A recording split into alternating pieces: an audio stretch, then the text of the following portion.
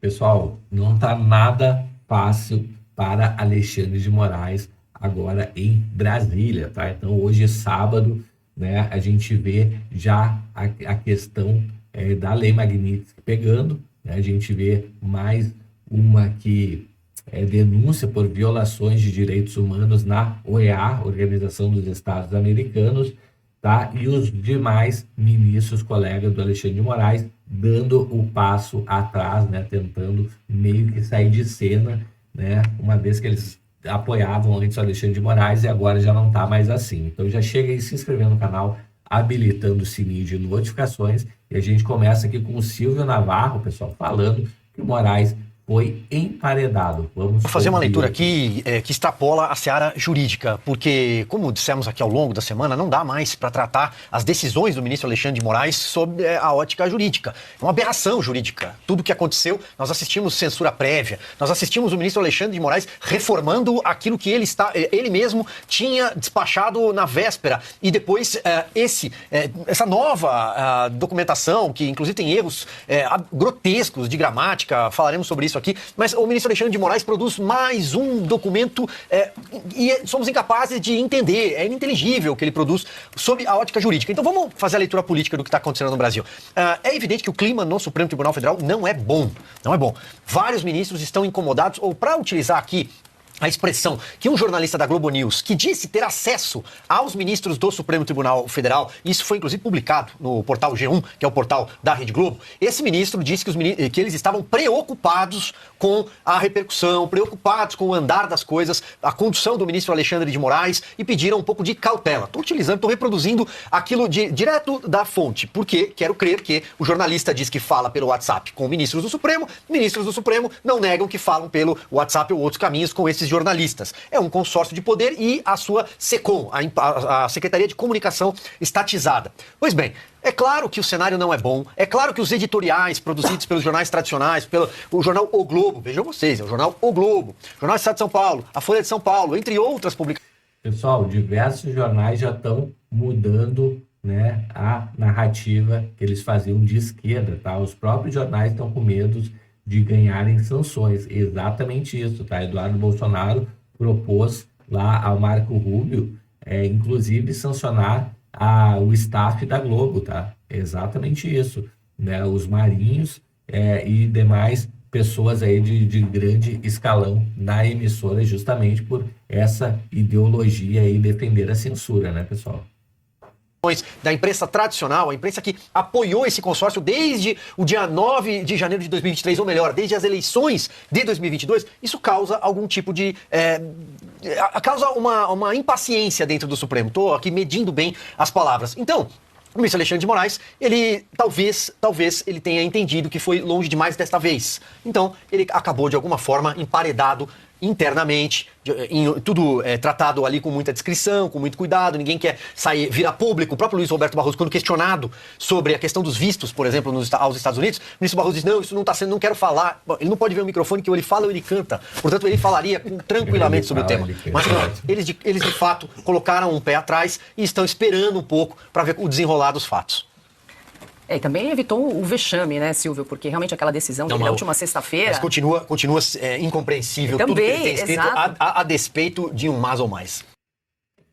Pessoal, então a gente vê aí jornalista da Oeste falando que não está nada fácil a barra para o Alexandre de Moraes, que os próprios colegas de trabalho, os outros demais ministros, já não estão sendo mais tão enfáticos na defesa do Alexandre de Moraes, né? Realmente ele já se excedeu e muito.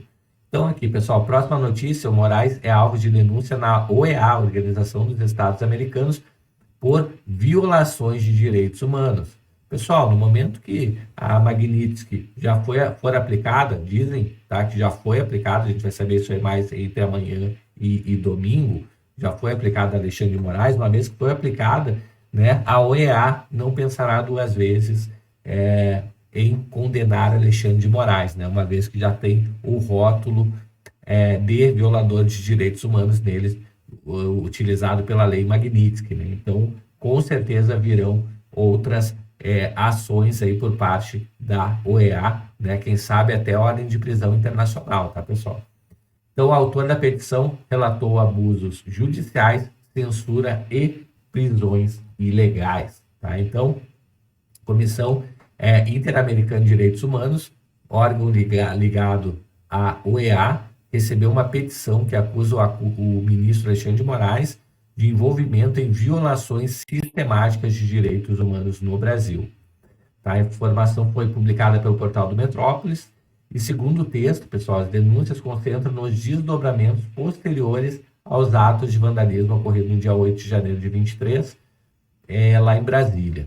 A petição responsabiliza Moraes por prisões preventivas em massa, sem fundamentação individualizada ou tempo razoável de detenção, além de decisões judiciais tomadas sem contraditório nem ampla defesa.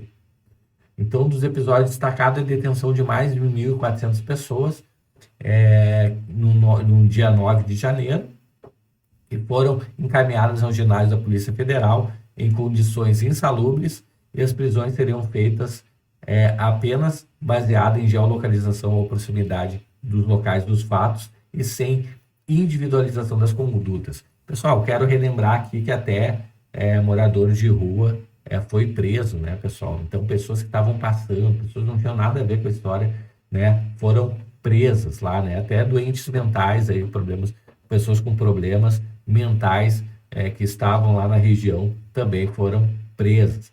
Então, a petição menciona outras instituições públicas, como a PGR, Tribunal Superior Eleitoral e Congresso Nacional e o presidente Lula. Então, todo mundo está sendo colocado no mesmo balaio, justamente porque todos esses poderes, né, não fizeram nada contra isso, pessoal. Então, conforme relatado, né, a PGR teria sido omissa em agir contra abuso do judiciário, o executivo, ou seja, o governo Lula, conivente e silencioso diante da escalada autoritária promovida pelo judiciário, o que contribuiu para uma narrativa oficial de que todos os manifestantes do 8 de janeiro são terroristas.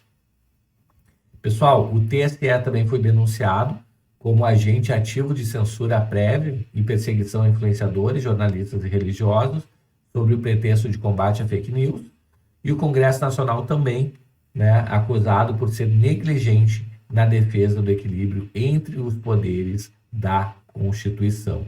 O Alexandre de Moraes é acusado de perseguir parlamentares e opositores também, né, como o caso do Nicolas Ferreira, Gustavo Gayer, Bia Kicis, Damares e Marco Feliciano, que seriam alvos de constrangimentos institucionais, perseguições jurídicas, censura de seus conteúdos e ameaças veladas, tá, pessoal? Entre os nomes citados também como alvos de bloqueio, né, e censura de perfil nas redes sociais, a gente tem o Alan dos Santos, Paulo Schmidt e Rodrigo Constantino, né? A petição afirma que plataformas como X, YouTube, Instagram e Facebook são compelidas a remover conteúdos e desmonetizar perfis de figuras públicas de oposição. Pessoal, me conta nos comentários aí o que você acha disso. Mais uma batata assando aí para o Alexandre de Moraes na OEA, né? Acredito muito que no momento que a Magnitsky for, que na verdade for aplicada, né, ao Alexandre de Moraes, né? Dizem que já foi aplicada, tá, pessoal? Mas a gente não tem informação ainda oficial do governo americano, mas assim que tiver essa oficialização, por assim dizer, vai ser muito mais tranquilo da OEA tomar a ação, né, justamente por ele já ser condenado nos Estados Unidos por ser um violador de direitos humanos. Chegou até aqui no vídeo? Se inscreve no canal, habilita o sininho, me conta aí nos comentários o que você acha de tudo isso aí. Eu vou ficando por aqui, a gente se vê logo mais em próximo vídeo. Até mais, tchau, tchau.